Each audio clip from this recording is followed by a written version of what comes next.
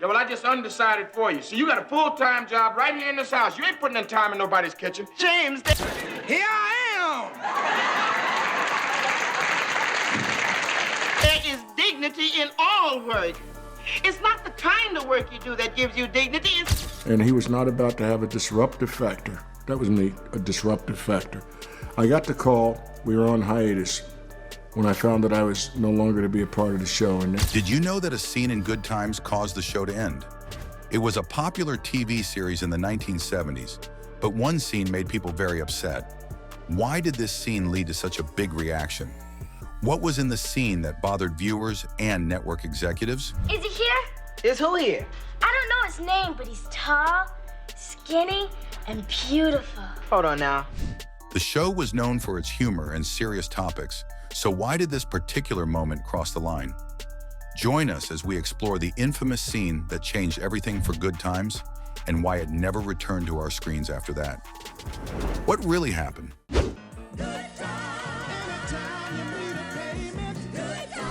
Good Times is one of those TV shows that many people remember fondly. It first aired on February 8, 1974, and ran until August 1st, 1979. This show quickly became a classic. It told the story of the Evans family, a black family living in a Chicago housing project. The show tackled serious issues like poverty, family struggles, and the hope to overcome hard times. Even though it was about a black family, its stories connected with many people from different backgrounds. One of the best things about Good Times was its humor. The characters made us laugh, even when times were tough. Florida Evans, played by Esther Ro, was the heart of the show. She was strong and loving, always trying to keep her family together. James Evans, portrayed by John Amos, was a hard-working father who did his best to support his family, often juggling multiple jobs. Their relationship showed love and respect, making them relatable to viewers. That's easy. We the two with the surprised looks on our face. The show was a spin-off from Maude, which was part of the famous Norman Lear sitcoms of the 1970s. However, Good Times was not created by Lear. Instead, Monte and Michael Evans came up with the idea. They wanted to tell a story that reflected the lives of black families, something that was not often seen on TV at that time. The producers wanted to add family values to the show. This made it special. It featured a talented black cast, many of whom were already successful comedians. They played a close-knit family, which made viewers feel good. It seemed like the perfect show. Gee, a gorgeous hunk of woman here. While the show was popular and loved by many, it had its challenges. The Evans family struggles were real and relatable. But behind the scenes, the show faced difficulties. For a long time, fans had their own ideas about what was happening on the show. Some believed it was all fun and games. But now many are shocked by the truth. The things happening behind the scenes were often dark and troubling. It's hard to imagine that a show that brought so much joy to many had such a difficult reality for its cast. So that taught me a lesson that I wasn't as important as I thought I was to the show or to Norman Lear's plans. Some cast members shared some surprising details about why they had a problem with the show. In a 3.5-hour interview with the Archive of American Television, they revealed that the issues started early on when the writers didn't include any African-American voices in the writing room. They pointed out that the attitudes and behaviors written for some character and others did not match real-life experiences in the black community. When the show first started, we had no African-American writers on the show, and some of the attitudes they had caused me to say, we can't do this. They found it frustrating that the writers, who were mainly white, did not understand the realities of black life. They pointed out Amos would often challenge them, asking, "How long have you been black?" That just doesn't happen in the community. I wasn't the most diplomatic guy, like I said, in those days, and they got tired of having their lives threatened over jokes. They felt the scripts didn't portray the true black American experience and thought he had a better understanding of it than the writers did. It makes sense. Who better to write about the life of a black family than someone who lived it? The writers did not understand the importance of representing a black family accurately. Many folks noticed that the writers were focusing too much on Jimmy Walker's character, JJ, who was all about making jokes and being funny, instead of highlighting the aspirations of his other two children on the show, Thelma and Michael. I felt too much emphasis was being put on JJ and his chicken hat and saying dynamite every third page, when just as much emphasis and mileage could have been gotten out of my other two children and the concomitant jokes. And Amos felt that Thelma, played by Bernadette Stannis, and Michael, played by Ralph Carter, had so much potential to represent Black youth aiming for great things, like becoming a Supreme Court justice or a surgeon. Instead, the focus was mostly on JJ's silly antics, which Amos thought was a disservice to young viewers. He said he wasn't jealous of JJ's popularity, but felt it was wrong to show that Thelma and Michael's dreams didn't matter. Interestingly, Amos wasn't alone in feeling this way. His on-screen wife, Esther Ro, who played Florida Evans, also had concerns about how the characters were portrayed. She felt that her TV son, played by Jimmy Walker, was turned into a character who didn't think much and wasn't a good role model. In an interview with Ebony magazine, she said, "He's 18 and he doesn't work. He can't read and write. He doesn't think." She was upset about how the show had slipped into negative stereotypes. And he was not about to have a disruptive factor. That was me, a disruptive factor. I got the call, we were on hiatus, when I found that I was no longer to be a part of the show. And Amos had some strong feelings about the show's direction. Unfortunately, Amos wasn't very diplomatic about his feelings. He admitted that he was often confrontational, and the producers didn't appreciate his strong opinions. Eventually, the producers grew tired of the tension and decided it would be easier to let Amos go. They said, "Tell you what, why don't we him off? We can get on with our lives." Amos learned a tough lesson from this experience. He realized he wasn't as crucial to the show as he thought he was. Amos was still let go after the third season. At first, the reason given was that Amos wanted to focus on his film career. However, in a 1976 interview, he revealed the truth. Norman Lear, the show's creator, called him and told him his contract wouldn't be renewed. Amos felt this was essentially the same as being fired. Instead of recasting the role of James Evans, the producers decided to write him off the show. In the two-part season 4 premiere, titled The Big Move, it was revealed that James died in a car accident while trying to start a new business in Mississippi. The viewers felt this loss deeply, and it was hard for the family to cope without their patriarch. I'm ready to make the supreme sacrifice and give up a day of school for Daddy's sake. The show was canceled. The show had many ups and downs, especially with the changes in its characters and storylines. Meanwhile, the actress who played Florida, Esther Ro, had her own struggles. She stayed on the show for that season, but eventually decided it was time to leave. The writers were kinder to her character than they had been to James. They wrote her off by having Florida remarry and move to Arizona, leaving the Evans children to handle life on their own. This change in the family dynamic shifted the tone of the show. As the 5th season began, the show focused on the remaining Evans kids as they tried to live without their parents. Although this season introduced memorable storylines, like the one with Janet Jackson playing an abused child named Penny, it didn't help ratings, which began to fall. Before season 6 started, CBS and the show's producers knew they had to act fast to save the show. Steve Mills, a CBS vice president, stated that the show lost its essence without parental guidance. They listened to feedback from viewers and realized they needed to return to what made the show special. Esther Ro agreed to come back, but she had conditions. She wanted more money and better storylines for her character. In the season 6 premiere, titled Florida's Homecoming Part 1, Florida returns from Arizona for Thelma's wedding to football player Keith Anderson. The excitement of her return brought a sense of hope to the show, but sadly it wasn't enough to boost ratings. Despite Rola's return, CBS decided to cancel Good Times during the 1978 to 1979 season. The series finale, titled The End of the Rainbow, wrapped things up nicely for the characters. J.R.I.J. finally got his big break as a comic book artist. He created a character named Dinah Woman, inspired by Thelma. Meanwhile, Michael went off to college, and Keith's knee healed, allowing him to return to football.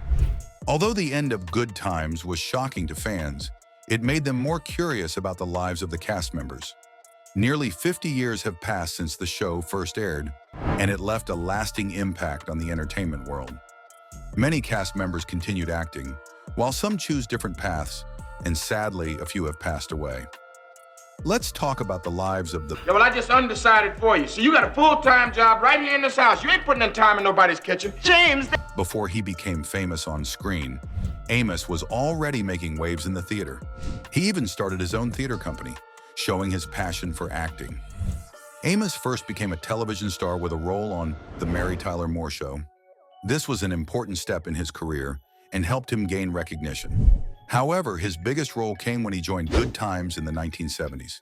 He played James Evans, a loving father trying to provide for his family in a tough neighborhood. Unfortunately, after 3 years on the show, Amos left due to disagreements with the show's creator. Many people were surprised when he left, but it showed how important it is for actors to feel comfortable with the stories they are telling. I wasn't the most diplomatic guy, like I said, in those days, and they got tired of having their lives threatened over jokes. In 1977, Amos starred in the miniseries Roots. His performance was so powerful that it earned him an Emmy nomination. This role helped Amos reach an even wider audience and solidified his place in Hollywood. Amos has also appeared in several films, including the classic Coming to America, where he acted alongside Eddie Murphy. Despite all his success, Amos has always cherished his family life.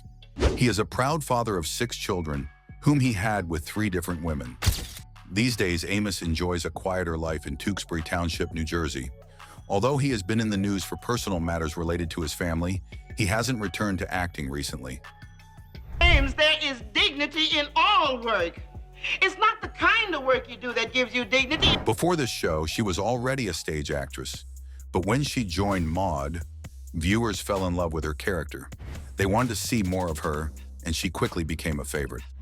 After Maude ended, Esther continued to act. She took on small roles in several movies, including Driving Miss Daisy and My Fellow Americans. Esther didn't stop there. She also had important roles in other TV shows. Her hard work paid off, and she won several awards during her career. One of her biggest achievements came in 1978 when she won an Emmy Award for Outstanding Supporting Actress in a limited series for her role in the television film Summer of My German Soldier. This was a proud moment for Esther and showed how talented she was. And the winner is Esther Ro, Summer of My German Soldier.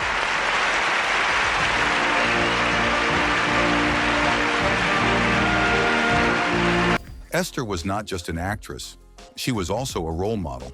She often spoke about the importance of family and community. She wanted to show strong, positive characters on screen, especially for African Americans. Esther's work paved the way for other actors and actresses to follow in her footsteps. Sadly, Esther Ro passed away on November 17, 1998. She was 78 years old and had been dealing with diabetes. Esther left behind her divorced husband, Esther Robinson, whom she married in 1955 and separated from in 1975. They did not have any children together. Here I Jimmy Walker, best known for playing James J.J. Evans on the hit show Good Times, didn't always see Hollywood as his future. Walker took a different path. His first love was basketball, but that didn't work out as planned. After trying a few other jobs, he decided to give comedy a try. He started by performing as an opening act for a group called The Last Poets, and this is where his comedy career began. Walker landed his big break when he was cast as JJ, the oldest son on Good Times. Even though he was 27 years old, he played a much younger character, and his performance made him a household name. During his time on the show, Walker also appeared in other TV shows and movies like Fantasy Island and Let's Do It Again. His catchphrase, "Dynamite," became famous, and for a while he was one of the most recognized faces on television. After Good Times ended, Walker found it difficult to stay in the TV spotlight, but he had another talent to fall back on: stand-up comedy.